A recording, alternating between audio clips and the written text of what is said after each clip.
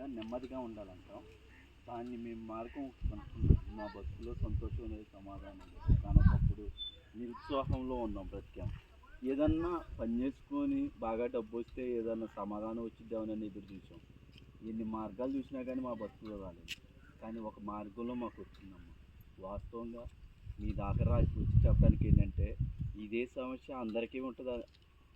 ఏదన్నా మా జీవితంలో జరిగిన ఆ రక్షణ, ఆ ఆనందం వేరే వాళ్ళకు కూడా దొరికితే ఈ భూమి మీద మనం బతికే కొన్నాళ్ళు ఉంటుంది కదా, ఆ కొన్నాళ్ళు సంతోషంగా ఆ వాక్యం ద్వారా ఆదరించబడి మనం సంతోషంగా సమాధానంగా జీవిస్తే చాలు.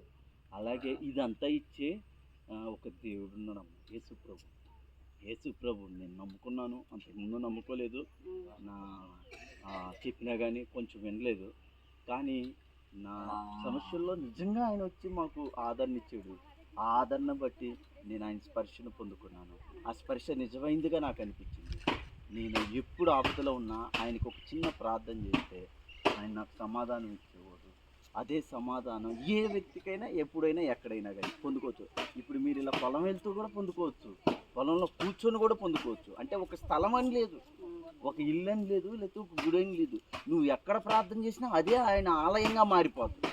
నువ్వు ప్రార్థన చేసిన చోటే ఆయన నీతో ఉంటాడు. నాకు నేను మందిరంలో లేకుండా ఎక్కడో బయట ఉండి ప్రార్థన చేసుకున్నా నాకు ఆయన దర్శనం వచ్చింది.